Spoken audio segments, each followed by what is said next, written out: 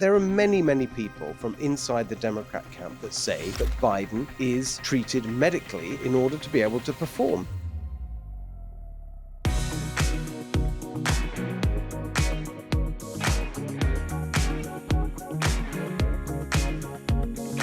Hello, everyone. Welcome to the Steve Hilton Show. There's a big story that broke just as we were getting ready to tape this show. And it's the debates, the presidential debates. It looks like we're going to have debates. It was all kicked off by Biden agreeing. It's going to be hosted by CNN. They invited him. He said, I've accepted the invitation. Immediately, Trump says, I've accepted the invitation too. That's all very good. It's going to be on June the 27th. And here's what I had to say about it. This was my first thought when I heard about this debate. I posted this on X. I will just read you my post. Breaking: Trump, Biden agree to CNN debate on June 27th. Great. But there must be drug tests. No performance-enhancing drugs or IV drips for 7 days before the debate. America needs to see the real Biden, not the pump full of drugs fake version on display at the State of the Union. That's what I posted. That's what I think. Because this whole thing has to be real. And we know it's very obvious. If you look at Biden's performances, if you can even use that word to describe them, I mean, the way he just wanders around now at these events, barely conscious, it's clear where he is. His dead eyes, just barely registering anything. Dazed. He looks totally dazed and out of it the whole time. Look at that interview he did the other week with Erin Burnett of CNN, where he hasn't sat down for an interview for months. I think he's only done a handful ever since he's been president, and now you can see why. They were not completely softball questions. She pressed him on inflation and the impact on people's lives and so on, but they weren't tough. And yet just his face was like, what is this? I can't cope with this. What's she asking me? And his eyes, that's the thing that really got to me, just dead, like nothing registering, just staring blankly, this kind of hollow face, this husk of a man. And then you contrast that with what we saw at the State of the Union. Do you remember the State of the Union? Just in the run up to that, there was a lot of talk in the media, and it was really kicked off by the Democrats. The reason the media was talking about it was because Democrats were talking about it internally before the State of the Union. A lot of conversation about replacing Biden because they saw all the polling increasingly clear that the public had big concerns about Biden's age and ability to do the job. And so there was a lot of chatter back then about replacing Biden and who would do it and how would they do it and would it be a good idea and etc. A lot of conversation internally in the Democratic Party that was reflected externally in the media coverage. Huge amount of chatter. Then you get the state and a lot of speculation about the State of the Union, which is how's he even going to get through it? He's got to be on his feet for an hour or so, making a big speech, prime time, the whole country and all these, massive audience for that speech. How's he going to get through it? Well, he showed up, looked pretty perky, and performed pretty perkily. I mean, what he said was a total disgrace. I said so at the time. It was incredibly divisive and partisan and negative, highly, highly political in a speech which traditionally isn't like that.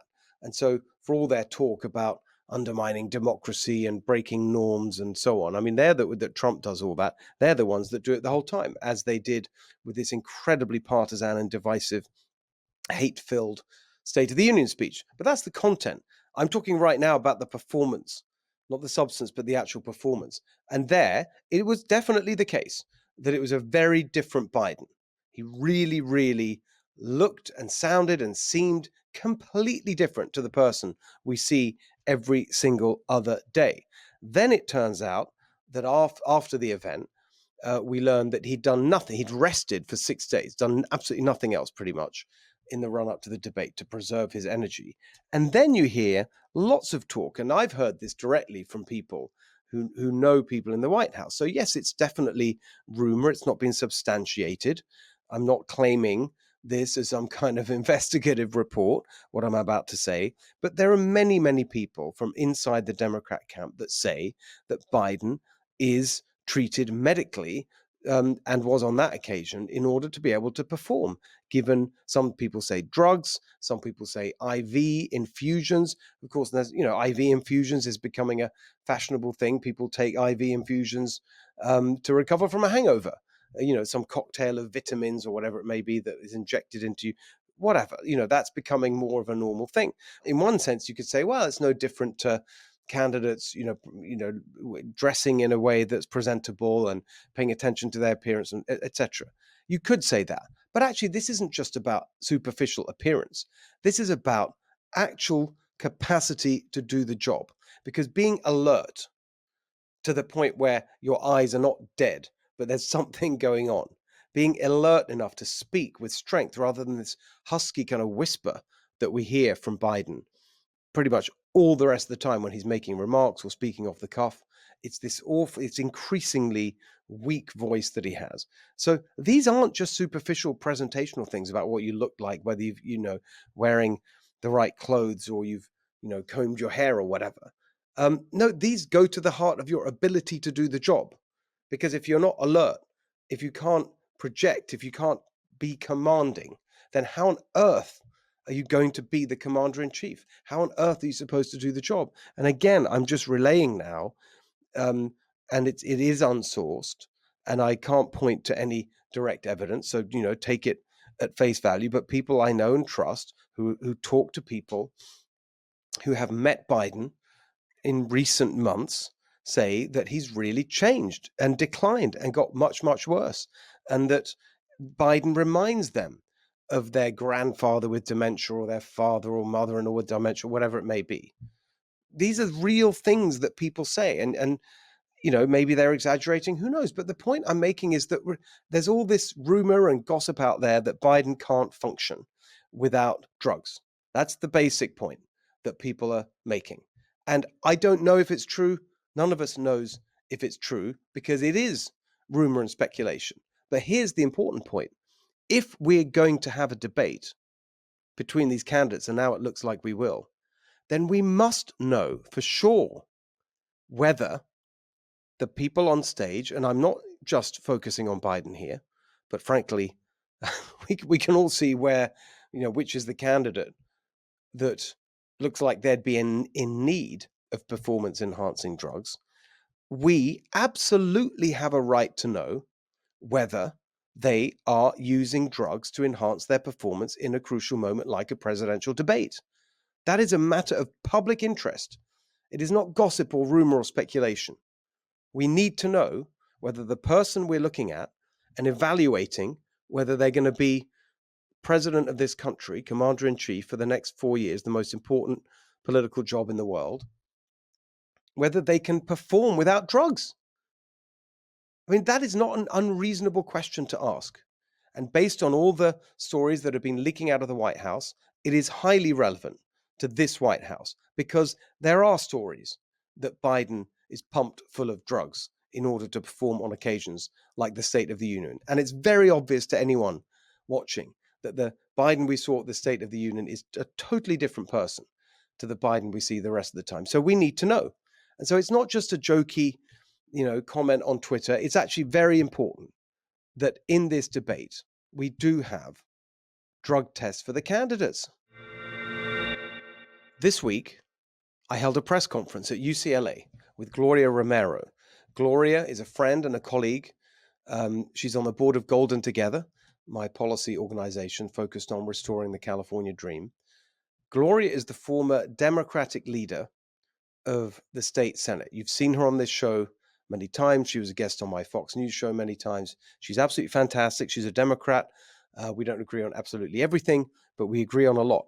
And the thing that we really agreed about this week that compelled us to actually make an intervention, go to UCLA in Los Angeles and demand action on a particular issue was what you're seeing at this campus in UCLA and across the University of California system. You see it across the country, actually, but our focus is California.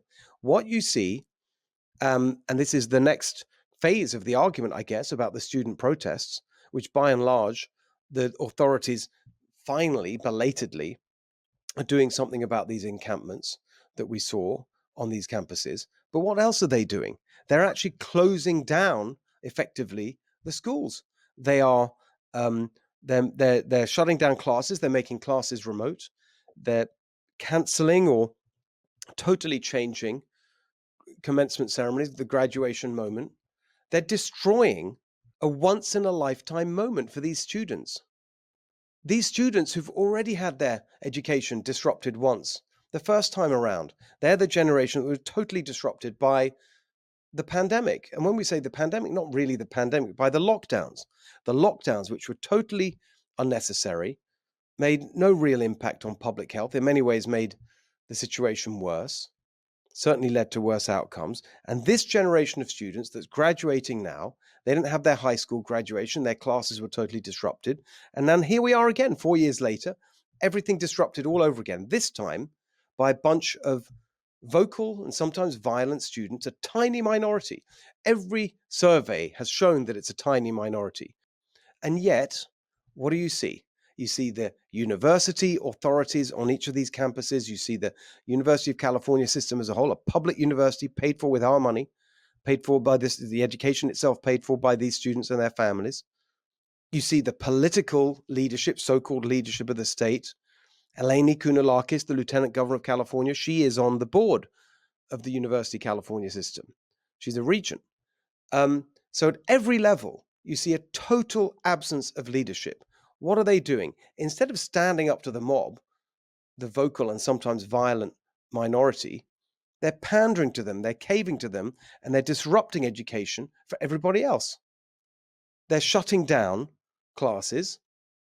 They're sending students home.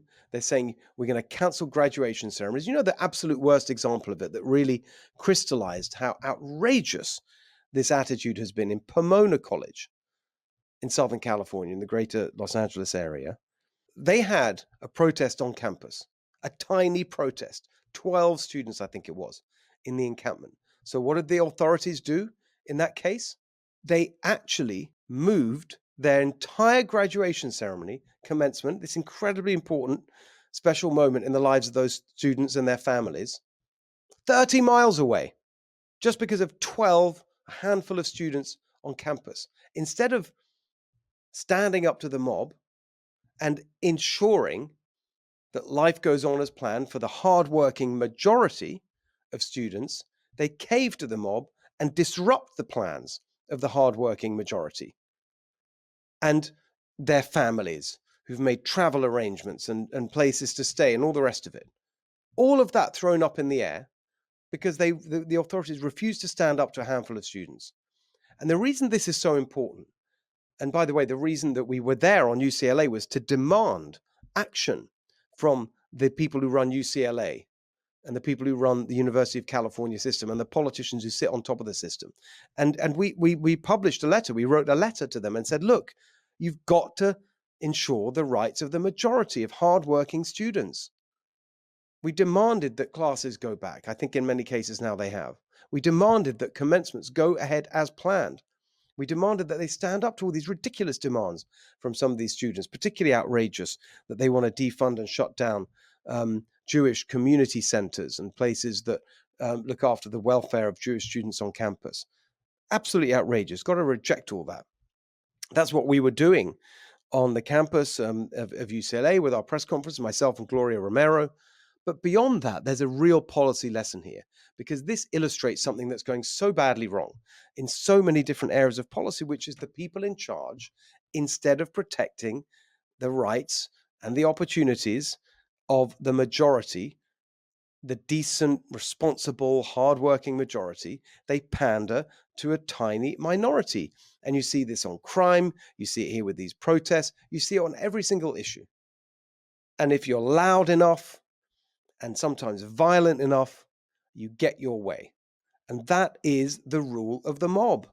Another way of looking at it is it's like a parent with a toddler who's throwing a tantrum, caving in to the demands of the toddler instead of acting like a grown-up and a parent. And if you do that, you've absolutely lost, because that toddler knows in future to throw more tantrums, because every time you throw a tantrum, you get what you want. And that is what we're teaching people right across the system, not just in relation to these protests. It is a really, really fundamental thing that's going wrong with the way we think of policy and apply the law and policies right across our society and our economy these days. If you do the wrong thing, you get rewarded. And if you do the right thing, you get punished. We saw it in this case and we're seeing it everywhere. And it's time for it to stop. All right. Here we are. It's California Corner. And joining us today, someone I just went to my pad to start making note, my piece of paper, start making Yeah. notes. And on my piece of paper, there's a post-it note. And written on the post-it note are the words foul-mouthed bully. Could Well, this that's be my job I title. know. Is it an introduction to Jen Horn? I don't know. Foul mouth, yes, maybe bully, no. Who do you think this was? I have no idea what this relates to. I'm in my studio at home, so I use this to tape this show to go. When I'm on Fox News.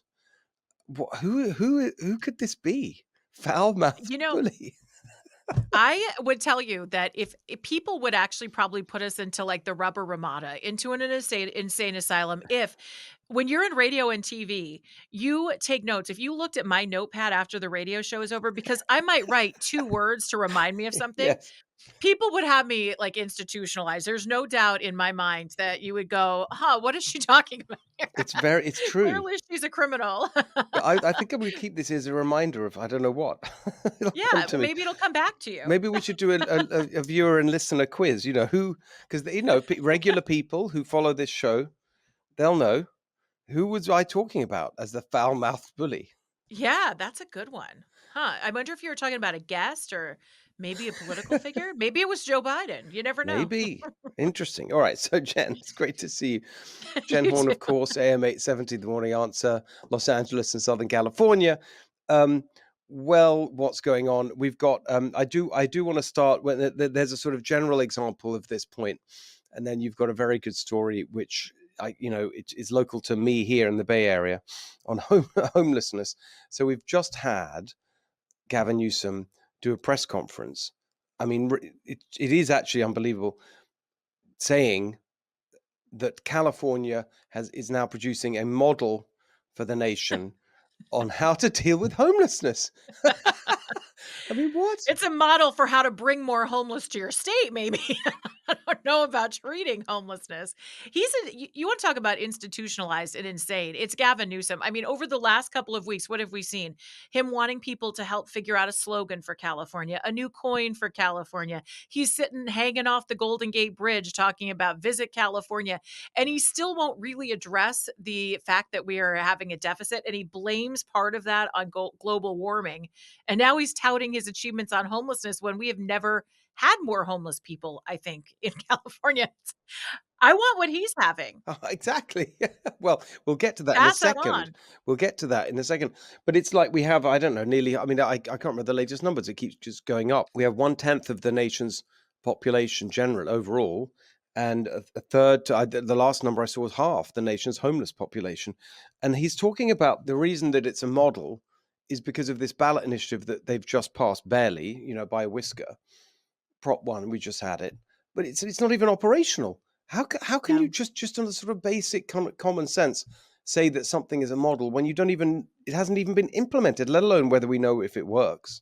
Well, and we know that what it does is it spends more money on the problem. And what we do know is not working is spending money on the problem, right? We put a lot of money into homelessness and we aren't getting the results.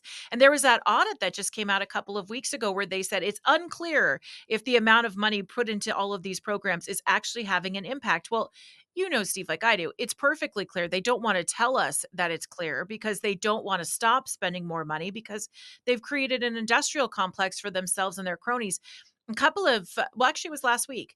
I hosted Town Hall Central. You know them. It's a Yes. nice group that works in Riverside County, and they do Zoom halls. It was actually founded by one of my former radio partner who passed away, Don Dix, who is incredible. One of the only people that I've ever met that married the get grassroots and establishment. He's one of the only guys who was able to do that in California, at least to date. And this event was all about homelessness. And I got to tell you, I was actually kind of inspired because they focused on the city of Corona, which is in Southern California in the Inland Empire. And what they're doing in Corona is inspirational. They had a city council person, they had someone who actually was experiencing homelessness herself with her husband. She was addicted to drugs, he was an alcoholic. They were $3,000 away from paying off their house. But the husband kept drinking and drinking and drinking. They found themselves on the street, and she ended up using drugs, and they were out there for 2 years before they managed to find help. And then she created this nonprofit organization, Angels Cliffs, I believe. And they were talking about this holistic approach to homelessness, and really worth the conversation now that we're talking about it seriously, because what they're doing is, yes, putting people into temporary housing, but they also allow them to take their animals. In many cases, homeless people don't have a place for their dogs. They have a kennel, they have counseling there so that you can get counseling for addiction you cannot use when you're in this particular shelter. And then Angels Cliffs actually comes in and they start doing job training, life skills, Mm, financial skills, basic stuff that people need help with. So they're really doing kind of this whole approach, and it's circular instead of just treating one thing or just throwing someone in a hotel room and then letting them back out on the streets again. And they've taken in off the street, I think in the last year, I think they placed in permanent housing now, like fully functional, over like 350 people just in Corona, where their homeless population is only like 3,000. To put into perspective how successful what they're doing is compared to all of the other big cities and counties in the state yeah. as a whole that just throws money into hotel rooms or into tiny houses that take hundreds of thousands of dollars to build with state guidelines. And they make it so complicated. These Yeah. schemes, with the ballot initiative and the transfers of money from counties to the state and back and different agencies and whatever. And actually, what you're describing there is just a simple, practical, common sense human way that a normal person would go about solving the problem if you didn't have government there. And that's kind of what they're talking about. They are successful despite the government of California trying to get involved. And so maybe that's it. I was telling them that they need to start a list, a guideline really of best practices and send it out to other cities and counties, It's because great. We even should get we though should it's, profile them. That's really interesting. I think it would be really interesting too, because it's somebody, they take you into, they've got storage units set aside so you can keep your stuff. I mean, that's another reason homeless people don't want to go in. This is great. Thank you for telling me about that. When we do Yeah. our, we're going to be doing a policy paper on homelessness from Golden Together, my policy organization. Hmm. So we should definitely talk to them about that. Thank you. That's really great. Yeah, absolutely. I think it's important because we feel so bogged down by how heavy this problem is, and that sometimes all you have to do is just laugh, but you have real people who are doing real things that are really working, Yes, I and it's love all worth this, pointing out. and it's actually a really big part of, in a way, my political philosophy and background. In that, when I was working on policy stuff back in the day in the UK, a big theme that we pushed and applied to different areas of policy was social action, we called it. Um, or another term for it was we had this phrase, big society, not big government. Love that. And the idea was we need to build up the Mhm. institutions of society, family and community organizations and faith organizations, make them big rather than the government, and that they could step in. And so I spent a lot of time working with groups that, with people and organizations, social entrepreneurs, they were sometimes called, who were solving problems in a very hands-on, practical way without the government. And so our argument was, well, let's just do more of that. It's not a particularly new idea. The Bush administration, had an approach about this and so on, but it's just harder at the federal level. At the state level, we really should be able to unlock the talent of all these people and their enthusiasm instead of wasting all this money on stuff that doesn't work. Grow the public sector, excuse me, the private sector, not the public sector, because government screws everything up. I mean, there's guidelines, there's licenses, there's all these permits, there's everything. It's It's ridiculous. ridiculous. It takes forever. And then they, Mhm. you try, even people who are trying to do good, and then they just get all this crap, and then they just think, well, why do I bother? Right. Let's go home. We're Talking of done. speaking of crap, and this is going back to your earlier remark about, well, I want what he's on, whatever Gavin Newsom's on, which is the, I mean, it's just, I mean, others have reported on it too. We haven't spoken about it here.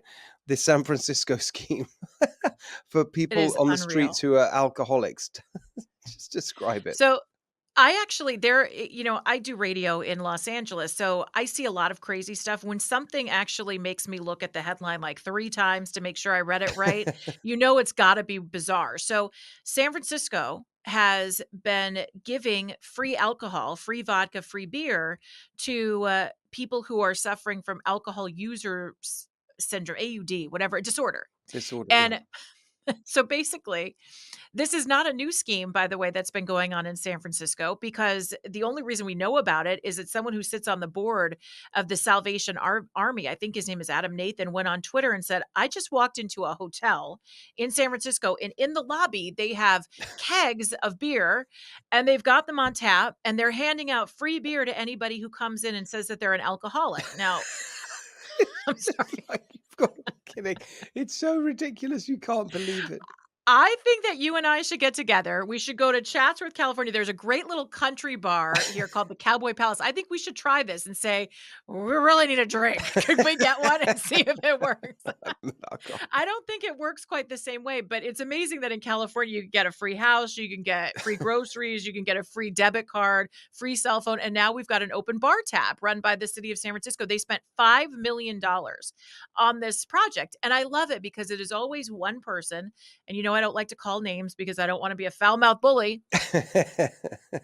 But this nurse, who I think maybe a ding dong, maybe her heart's in the right place, says, well, look, we have a lot of people who are having seizures on the streets, and this is putting a tax on our hospital system. So instead of having people who are going through alcohol withdrawals because they can't afford alcohol, we're just going to give it away for free. And you might as well, because they could steal it anyway for free with no punishment. So I guess you're just cutting out the middleman of Oh the my Vaughn's gosh. liquor department by opening up this hotel. And I was also thinking maybe this is a good use for all that Bud Light that went unconsumed Exactly. because of their scandal. Maybe that's what they're giving away, but It's they're giving brilliant. away vodka and beer to these people, and they've been doing it since COVID. And it's unbelievable. We're just hearing it about it I right know, but now. and just think how much more there is like that in the I know. system that we don't know about. Just absolute. Is it wild? We've got an open like an open bar now for homeless people in San Francisco. It's just it's such an Wow. amazing story. And actually, I saw someone breaking it down in terms of the numbers and looking at the budget, Mhm. and it turns out that the number of people helped by this is just tiny. It's $5 million, and there's like a handful of people, and it works out as $308,000 per client, per person. Yeah. That's Isn't how that much they spent, amazing? and it's not even like treating them holistically, as they say. It's not they're. This is just the booze. Right. It's like what? Actually, you know what, Steve? I've had a change of heart. This is a program I think we should roll out into every county in California. I know, and just show up. I mean, Let's that's really, it's an let's do a amazing. paper on that. It's an Free amazing number, alcohol if actually, you're in that California. 308,000, because, like, so just to be clear, that is the amount of money, that's the allocate. So, and so Yeah. it's not like all of the services that that person receives, including, lodging and healthcare, and, it's not 300,000 that's being spent on that person overall. It's 300,000 on this alcohol To scheme, give just them a that. beer. To give them a beer. But just That's think it. I mean, about you're how giving much that means. I mean, okay, yeah, you're spending hundreds of thousands of dollars to a hand year. someone a $2 beer, And so just basically. imagine how much is being skimmed off the top Oh, from yeah. that 5 million on bureaucracy, on as exactly as you say, the service providers cashing in, The taking their hotel, they're management using the fee, lobby. all this kind of stuff. It's just a complete gravy train for these, well, beer train. Like it's just so. And it is funny, but then when you think about that number and you just think, well, multiply that by the amount of schemes, and then you look at what we're in deficit.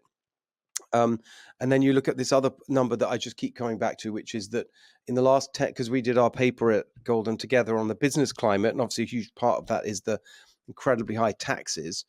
And so you look at what are the drivers of why taxes keep going up, because they keep spending more, the budget keeps going up. So we Yeah. looked at the numbers, and they've nearly doubled the budget in the last 10 years. That nearly doubled the budget of California. For sort of years and years, decades, it went up a little bit here, a little bit down, like pretty steady. And Mhm. then it's just skyrocketed in the last 10 years. It's nearly doubled, and everything seems to have gotten worse. This is really no joke. I was speaking, to a group of people Republican women in Tehachapi on Monday. I was in Bakersfield on Tuesday, talked about your podcast. So, hi, ladies, if you have downloaded it for the first time. But one of the things that I think it just comes back to is that the leftists that are running the state, and they have for 20 years now, need to, and this is also across the country with the open borders and all of the creation of problems around the globe. They create problems so that they can spend money to fix the problems. Yeah. They don't want to solve the alcoholism. They don't want to solve the drug addiction. They're handing out free needles and free beer, for crying out loud. They want the problem to get worse so that they can create more programs to fix it. And so instead Yes. of empowering people and looking for real solutions, which is what I believe conservatives really want to do, this is really a plan to continue to grow government, more control, more this, more that, more Yes. excess, and nobody's getting any better. And somehow in California, we have to convince people of that and change the mindset that Yes, more exactly. that we don't need more government to fix problems. We need less of these ridiculous programs to fix the problems. I was just thinking about that today. I'm going to take my piece of paper and I'm going to leave intact the little note that says foul mouth bully on the top. I'm Good. pulling it from underneath, so that's always there as a reminder of who knows what. But I'm going to make a note because there was this. It was, so here's a sneak preview of I don't know what it's going to be, but there was a some kind of campaign, but there was a slogan that I was toying around with back in the day, working in the Conservative Party in the UK before we won the election, before David Cameron became Prime Minister, and the slogan was "Rethink Everything," and the point was like we got to really, as the words say, rethink it. Like we'd, and the view was, well, Yeah. that's a bit extreme. Not everything's completely broken. It's a little bit over the top. When you say everything, it's not actually everything. That was the argument. Mhm. I think when it comes to California today, it really is true. Right, Everything is broken. everything is I mean, broken. There's nothing you can find point me a to. success. Yeah, I mean, Yeah, from traffic to schools to the business climate to the homeless crisis to the crime. I mean, you really can't find a success. The success is the stuff that's here naturally, and that is the beauty that's around us, the people that are here, stuff that the government hasn't impacted yet. But anything that they can touch, it's literally and broken. even that they're trying to ruin. So I just saw there was a scheme that they were trying to. I mean, I don't know if it's good or bad. It's just makes me laugh. Here in the Bay Area, they were firing salt crystals at the, at the clouds to make the clouds brighter. No, no, really, and Way to make them brighter. brighter, so they reflect. It's a climate thing, so they reflect more sunlight back. So that's the concept. I don't know. Maybe it's brilliant. I've no idea, but Maybe it's it's just like when. brilliant. But when you say like, the natural stuff, even that they're sort of messing around with. So what I picture, it was great. So one of the stories say my mind is just a little active. So one of the stories today that I talked about on my radio show is that the LAPD is giving away steering wheel locks to people this weekend at the Eagle Right. Rock Plaza because of the car problems. Like if you have a Hyundai or a Kia, they're telling you to go to Eagle Rock Plaza and get a steering wheel lock. And so my mind immediately goes to the 1980s. You remember the club that used to sit across the steering Yes. wheel? And I thought, this is how they're solving crime in LA now, is just handing everybody a club. Thanks a lot. And they're going to put your VIN number on your catalytic converter. Like that matters one iota. As the guy's like pulls it out of the back of your car, you think that matters. But it's the same thing with the salting the clouds. There's this little rifle. Maybe you've seen it. You can put salt in it and Yeah. it creates pellets. So if you have flies in your house or in your Okay. backyard, you can shoot it with salt and it takes the fly down. And they call it an assault rifle is what they Okay. call it. Very And good. it's for bug removal. And so for some reason I see Gavin Newsom and his cronies sitting out there with sunglasses on shooting assault rifles up at the clouds That's it. That's to probably the fix next climate the next change. phase in our climate strategy to deal with the climate crisis. Uh, it's just ridiculous. But the thing is, like, it's no more ridiculous than the thing we just talked about with the free booze for free So, of booze for course, alcoholics. anything goes, Yeah, right? Free booze, you wanna throw some salt on the clouds. It's great. amazing. The other thing that you wanted to talk about, because I saw some people talking about this on Twitter, and I just thought it seems really bad, but I'm not there. Is the assault, stabbings, right, on the metro. Yeah. So you and I mean, everybody is talking about how dangerous the metro is, and that's both the subway and the bus system in Los Angeles. It was so bad that a couple of weeks ago, the bus drivers actually walked off because they don't feel safe. They're getting abused on these buses during broad daylight. I mean, it doesn't matter. And so, of course, the solution, instead of fixing the problem or bringing the sheriff's deputies back on board the metro, is to build a box around the bus drivers. Oh, come So on. they're going to well, thank you. For the rest of us who might want to take the subway into Hollywood, or you might want to use the subway because it's there, they're just going to have boxes around the drivers. And good luck to the rest of you. Karen Bass, the mayor of LA, has come out and said the metro is perfectly safe, and she wrote it herself. But she forgets to tell you she has a security Security detail. detail. The last 24 hours have seen 3 attacks on the metros, 2 of them stabbings. The third was someone who was robbed in Encino and slammed in the chest, basically physically assaulted, before the guy took off and was stopped by Good Samaritans on the road. He was arrested.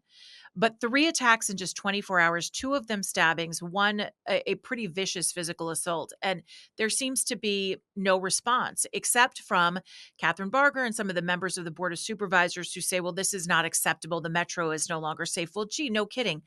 But part of the reason it's not safe, Steve, is because the LA Sheriff's Department used to be the ones that would put people on the bus, they'd put people on the subway. And in all of their infinite wisdom during the BLM riots of 2020, the Board of Supervisors said, "We don't need that anymore. We need less policing." And so they hired people and put them in these goofy, bright yellow vests, and they have to sit out and monitor the subway. These are not people who are trained, these are people who are just sitting there. And they're the big safety ambassadors of the subway. And now everybody's getting hurt and they're getting robbed, and people are taking their lives into their own hands. Someone was just murdered on the subway a few weeks ago. And so now what do we do? Well, I think the Board of Supervisors and the mayor need to come together and say they were wrong, and they Yes. need to try to get that contract back with the LA Sheriff's Department to actually staff the subways. But so many sheriff's deputies have left and they're so understaffed, it's unclear whether now in 2024 they're going to actually have the staff to take the contract. Thank you for explaining it so clearly. And just let's be clear ourselves about what this is. So they keep running around saying, oh, when we challenge the left on defund the police and say, well, we didn't really mean that. We didn't actually defund the police. We didn't really mean it was just a slogan. It kind of captured an idea about what do they call it? Reimagining public safety, blah, blah, blah. Right. No, this Does is not work. literally what they did. This was defunding the police. They had police and they took them out. I mean, Mhm. and look at the result, massive increase in crime. And now it's gotten so bad that there was just a story about LA police going to Texas because they no longer feel safe to do their job, and so we have a major lack of policing. And so now even if you want to put those police officers back, it's possible that there won't be enough to do it. So now what do we do? And so these really these decisions to serve a small group of people, Yeah, they're really hard to come back from. And it was about protecting, I think, those underserved communities. We don't want to see police. Police are big and scary, but guess who's riding the metro? It's the of people who course. are in a lower socioeconomic class, who are in these so-called underserved communities, who are now being stabbed because there are no police It's officers. it's exactly right. It's always the It's people who are tragic. hurt the most by these far left policies, are the Yep. exact people that they claim to speak for. The poor and the marginalized and people of color and on and on. Their list of people that they have this self-image that we're helping them, we're speaking for them. Um, and it's just completely false. They're not. And in fact, funny enough, it just reminded me, I just put it in quote, I just put it out as a post because there's a great new podcast we put out in my other show that we've just started, the Big Ideas Book Club. And we had an episode on this report called El Futuro es Latino, which is a report that Golden Together sponsored about the Latino experience in California, how it compares to I other love that. states. Mhm. Turns out that on every single issue, education, jobs, incomes, home ownership, you name it, all the kind of core issues of the California dream, if you like, Latinos in California are doing much, much worse than Latinos in Florida and Texas. Wow. In other words, it's a direct kind of um, evidence of the failure of these policies. And one of the people who put the report together is a guy called Joel Kotkin. I think you know Joel. He's in Chapman University. He's fantastic. And there's this quote. I just typed it out today because I lifted it from. We interviewed him about the report, and here it is. You have people. This is a quote from Joel. All they think about is how we can do all these wonderful things for, quote, people of color. And then the fact that we screw them, we don't really care because we've already said we had good intentions. And That's that's it right. in a total nutshell, isn't it? They say we're doing all these things. And then when the reality is completely the opposite, they sort of, as he couldn't have put it better. We don't care. We don't really care because we've already said we had good intentions. It's just Yeah. so, so depressing. I know exactly what you're talking about. I mean, I think we may have discussed this before, but at one time when we were staying in LA, it was like a school break. I can't remember what it was. The kids were much younger, and we spent a week there. And I just for fun, you may not be your idea of fun. I said, well, let's try. And everyone says you can't do LA without a car, so let's Mhm. prove that you can. And so I said, we're not using the car all day. We're going to go around and do things. We're kind of being somewhat touristy, and we went downtown to actually see a friend first, and then we did various things. Um, and it was such a nightmare. And every level, nothing worked properly, nothing connected. You had to wait around for ages. But the thing I really remember so clearly was getting on the metro, the subway part of it. And it just felt absolutely, I don't want to overstate it. It didn't feel terrifying. I Right. mean, but that's a low bar, right? For it to be not be terrifying. This is supposed to be public transportation that they want us all to Mhm. use. And you got on there and it just felt grim and desolate. And there's this air of menace and unease. You know, you could tell that a few of the people on there were sleeping, were homeless people. The whole thing, and it was very empty, except for a few real kind of, the people that you're describing. And Hardcore. it was just like, oh, no Yeah. wonder no one wants to use this. I think, and I used to use the subway for one reason. I used it to avoid traffic in Hollywood. So I would like to go see plays at the Pantages Theater, beautiful theater, fun to go out for a day or an afternoon, the matinee.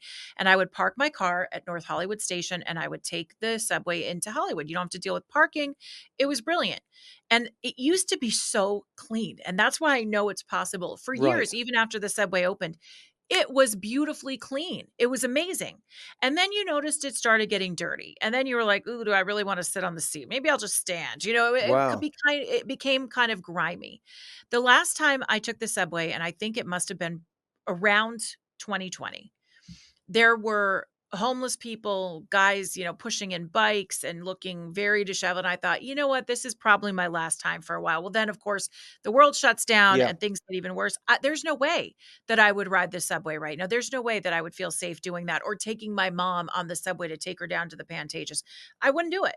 And so, if part of the reason, and this is where you hit them where their heart is supposedly, if it's not about helping people who are in poorer economic areas, then they do love saving the planet, right? They're all about climate change in Sacramento. If you want people to use this subway, make it usable. Do not Yes. have dead guys riding around on the subway for hours. I mean, that's something that I met when I met Sheriff Did you say Villanueva for the dead first guys? time. Yes, when I met Sheriff Sorry, it's not Villanueva for funny, the but first like time. It is. It's a riding weekend around. of flippin' Bernie's is what it is on that subway. He said that there was a guy who died on the subway and no one noticed. For 6 hours, My this God. body is riding around LA and nobody Unbelievable. says anything. Yeah, it's nuts. And when that is the norm, who in their right mind would wanna ride the subway unless you're just really in need? And then those are the people who are being robbed and Stabbed. assaulted and Yeah. stabbed. Yeah.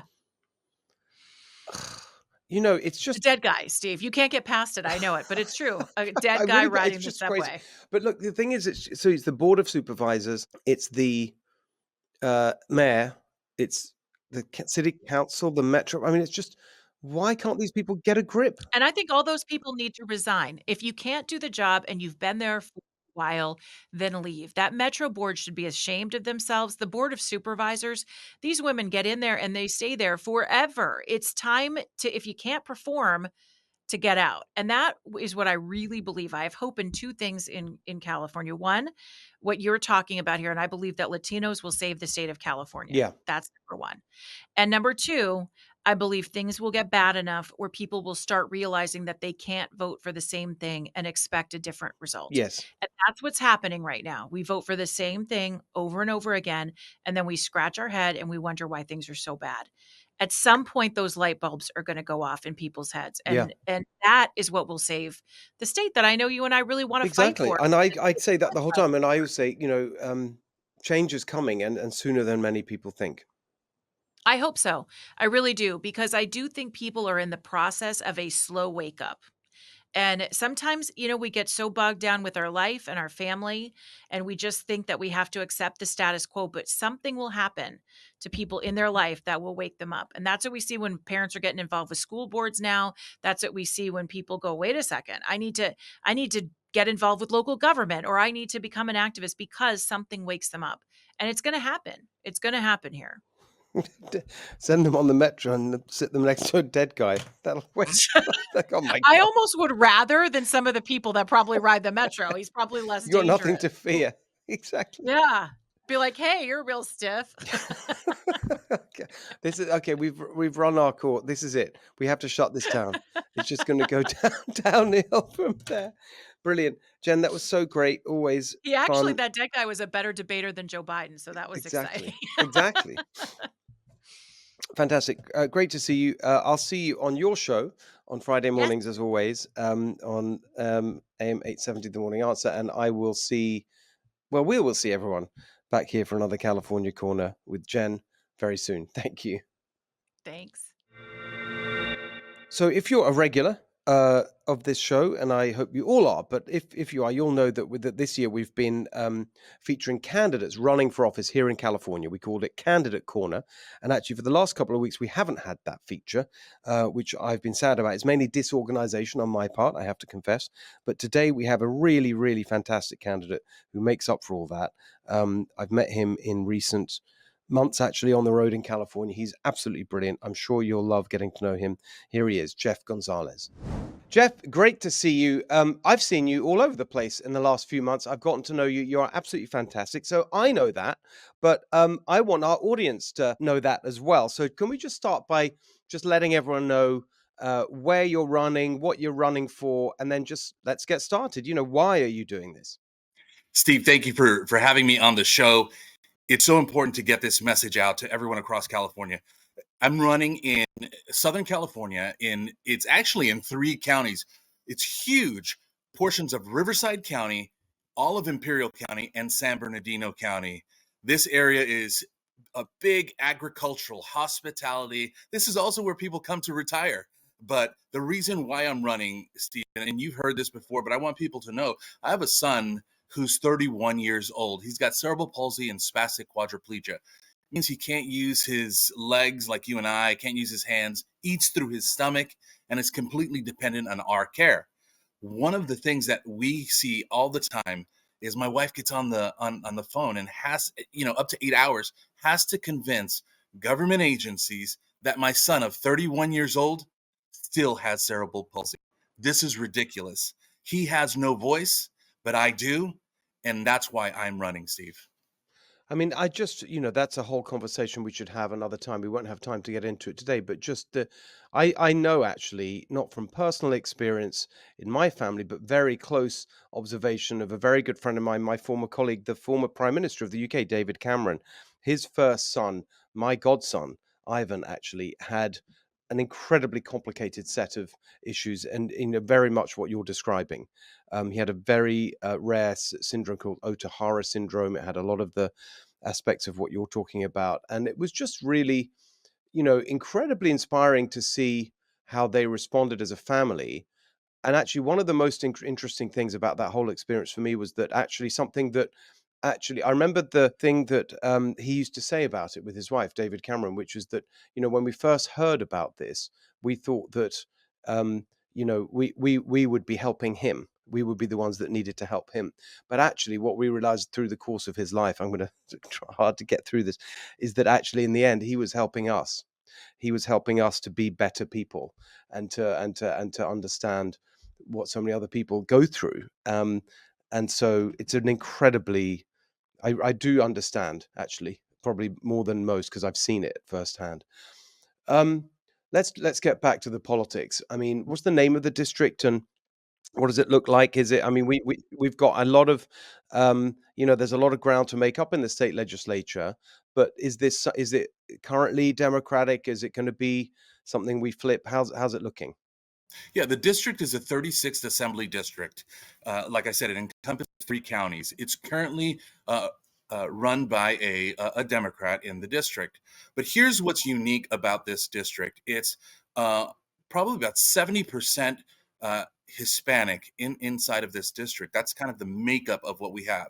Obviously, it's a diverse community of hardworking blue collar folks that just want to be able to save money, have a future, and do hard work in this district. So it's quite the diverse one. You've come down here, actually. You've traveled through this whole area, and it's just an amazing place that I want to say people discount, but I wouldn't discount it because it helps to feed the nation. Exactly. So you've got a lot of It's Imperial County. That's where we first met, and it goes up through the Coachella Valley. Is that right? Yeah, it goes through the Coachella Valley. And it's also portions of the Temecula area and Aguanga. I mean, we have mountains, deserts, streams, uh, from sea to shining sea across the board, and portions of San Bernardino County near places like Lake Havasu in Needles. But tell us a bit about yourself as well, other than your family, because you've got an amazing story. Well, my dad came here from Mexico. My mom is from Puerto Rico. They met in New York at a dance, and now it's history, right? 58 years later, they've been married. But for me, they taught me the value of work ethic. My dad was working 3 jobs, and at 11 years old, I said, "Well, if Dad's working, then I guess I have to work." And that's what I did. My brother and I working on a paper route since 11, so I've been working for over 40 years because that's what I saw in my home. And I joined the Marine Corps at 19 years old. And after a stint in college, I said, well, I want to serve our country. And I did that for 21 years, 4 combat tours. I worked in Wow. counterterrorism. So I did 2 tours to Iraq, 2 tours to Afghanistan. I protected embassies abroad, Czech Republic, Honduras, the Secretary of State, Madeleine Albright. I mean, you name it. I think I've seen different places throughout the world, and have become a better man and a better father because of it. Because I've seen the extremes. I've seen warring factions come together at a table to eat, to find peace and to find a better community.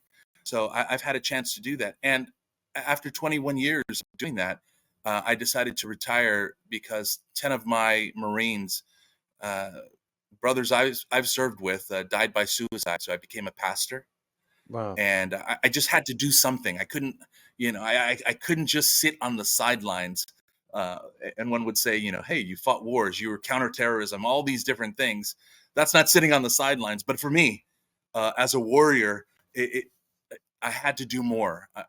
Too many were dying, and too many die every single day. 22 die by suicide every single day. So I had to do something, and I became a pastor, did local outreach and launched churches. And now I'm a small businessman.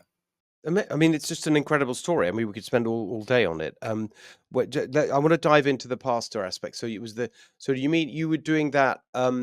Where were you doing that? So not specifically in relation to the Marine Corps, just in your local area. How did you get going? You said you started churches.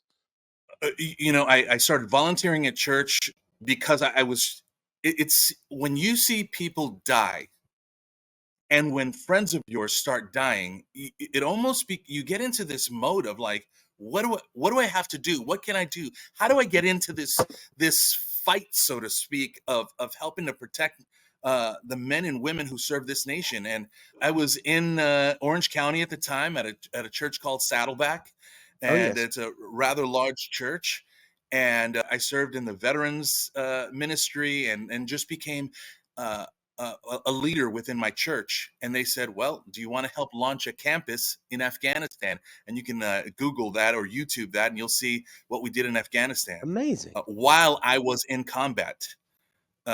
So did a little bit of that. And then when I got back and getting ready to retire, they said, um, you've done so much in the community. Do you want to help out by serving?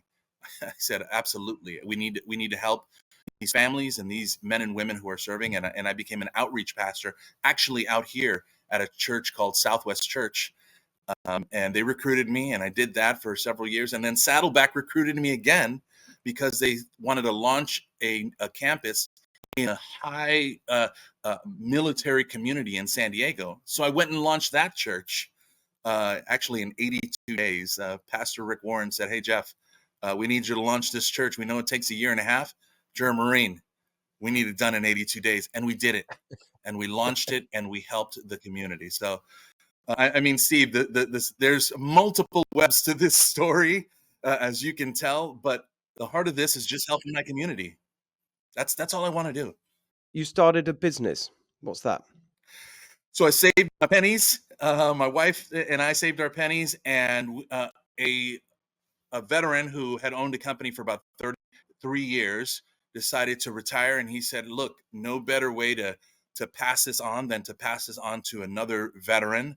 And it's a tech and AV company. Basically, we go into businesses and into residential, and we help make them smart businesses and smart homes. We bring in all the tech and the networking and the cybersecurity protection, all of those different things, to help our community and bring them to the next level. It just so happens I'm a veteran, and I Yeah. learned some of that in the counterterrorism world, with different tools that we use, and I was able to apply that within this community. Amazing. Listen to me. I mean, I just think, Jeff. I mean, this is. I didn't know some of these things, and we've met a few times. Just this week, actually, that we're taping this. The last occasion, and I didn't even know the half of it. And even before this conversation, I thought you were amazing. And I've seen you in action, and you're incredibly inspiring. You're an amazing speaker, for obvious reasons. Now we've heard your story. So if you win this district, that is a step in the right direction for the Republican Party in Sacramento, because we'll be one step closer to at least the interim goal of ending the supermajority. That's right, isn't it?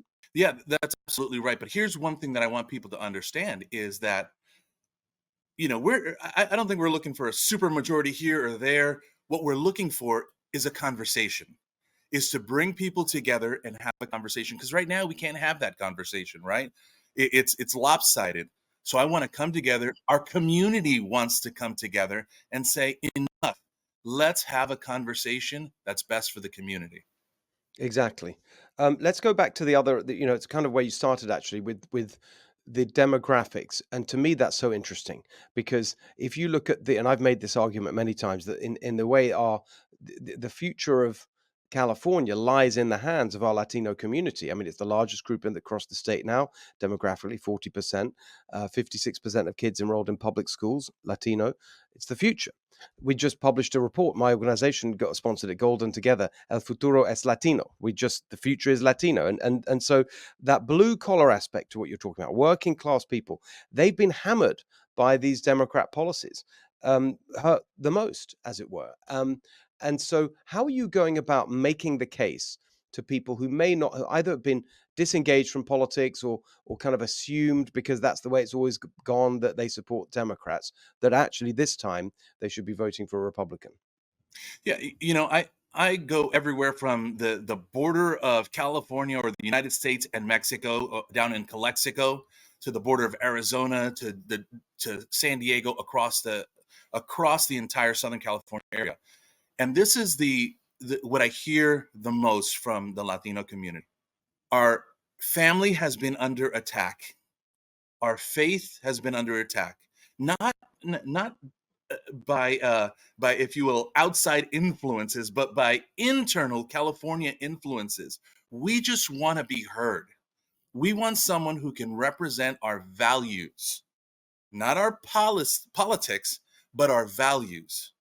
And that's what it comes down to. That's what they're realizing, that on the Democratic Party, a lot of these folks are not representing who they are, who their values are, those traditional values, of faith, of family, of being able to work hard and save their home and their community. They can't do that right now. So for me, what I keep on talking to people about is vote your values. Vote the way your grandmother or your abuelita taught you. Vote the way your mom and dad taught you. Vote those ways. Leave party aside, come together as community and vote your values. Absolutely love it. I'm so thrilled that you could join us today. As I said to you at the beginning, before we started recording, we don't have too much time today, but we'll make sure you're back before the election. Just in the meantime, can you tell everyone where they can follow you, support your campaign, all the information that they need? Absolutely. They can find me on the internet, on my website, which is Gonzalez with a Z at the end, the number 4 assembly.com. They can also do that on Instagram and on Facebook at Gonzalez4assembly.com. I look forward to connecting more. I love the fact that at Golden Together, you are trying to bring us all together, because that's what the community is asking for. Wonderful, Jeff. It's great to see you. I'm sure I'll see you on the road and back here soon on the Steve Hilton Show. Thank you so much for being with us today. My pleasure, Steve. Thank you. Okay, so here's something I want to get off my chest this week about the Eric Adams story you may have seen. And what I want to say about it is slightly different to what you may have been hearing from other people. So the story is this. he was responding to the latest influx of migrants in New York City, and he had something to say about it that really got a lot of people talking. Here's the clip. If we had a migrant and asylum seeker plan that states those jobs that we are in high demand, we could expedite.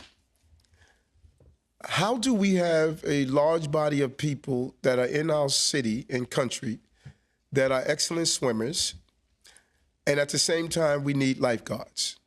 And the only obstacle is that we won't give them the right to work to become a lifeguard. That just doesn't make sense. Okay, so excellent swimmers, right? We have all these excellent swimmers, and we need lifeguards. So, I mean, so put aside the crassness of the remark, the offensiveness, all that. That's really what people have spoken about. What a ridiculous thing to say, patronizing, insulting. Yeah, okay, fair enough. But the thing that I find really frustrating about it is that he doesn't even realize that as he's saying that, he's making a really fundamental point about immigration, which is, yes, we should be thinking about immigration in that way, our legal immigration system. Other countries do that, pioneered by Australia. A lot of people have heard of the Australian points system for immigration. It's been emulated in other countries, and the concept is very clear, right? Yes, we want immigration, and that helps our economy, and it helps grow our society. We love immigration. I've said this over and over again. I'm an immigrant. My twice over, my family moved from communist Hungary to the UK. That's where I was born, and therefore I had totally different opportunities to my cousins who are back in Hungary, and then our family moved here. So I'm an immigrant twice over, and I have the great privilege and honor of being an American. So yeah, I'm pro-immigration, legal immigration, both times done legally, in our case. But the point is that a legal immigration system that makes sense has to prioritize the nation's needs. So that should be the sort of test of your immigration system, that it helps your country, not someone else's country. And we do need people for certain things. And so that's what the Australian system and other point systems do. They say, right, they do an assessment. It's an objective assessment of, well, are there gaps in our workforce? What kinds of people could we benefit from? And so on. And then as an applicant, you're given a certain number of points depending on the match between your profile and your skills and so on, and what the host country, as it were, needs. And that is a logical system. And actually, to take Eric Adams' example, if it's true that they need lots of lifeguards who are excellent swimmers, then great. Maybe there are countries who've got lots of excellence. Probably Australia, actually. People with lots of excellent swimmers who want to move to New York or America, and fine, you can, apply in the normal legal way, and the point system will take care of it. That's the logical way to do it. But we don't have that. We have a completely insane, ridiculous system where anyone just wanders across the border from wherever they want, and they're accepted here, and they all end up, in places like New York and across the country.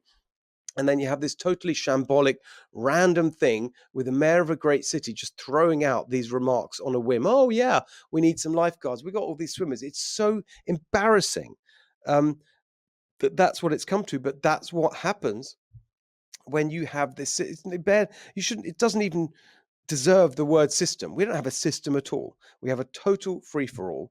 And inadvertently, that's the point that Eric Adams shone a spotlight on with his remarks about excellent swimmers.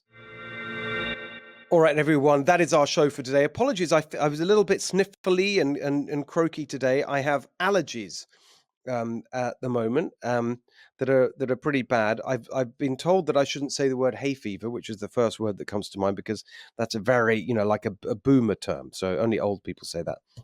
So I'm going to call it allergies. I'm going to blame it all on allergies. I hope you managed to get through the show anyway. And I'll be back to normal next week. I hope you can join us next week for the Steve Hilton Show. Make sure you follow us on Apple, Spotify, YouTube, wherever you get your podcasts. Make sure you check out the Big Ideas Book Club, our new show, which is going really well. Some fascinating conversations there. And we'll see you back here soon for the next episode of the Steve Hilton Show.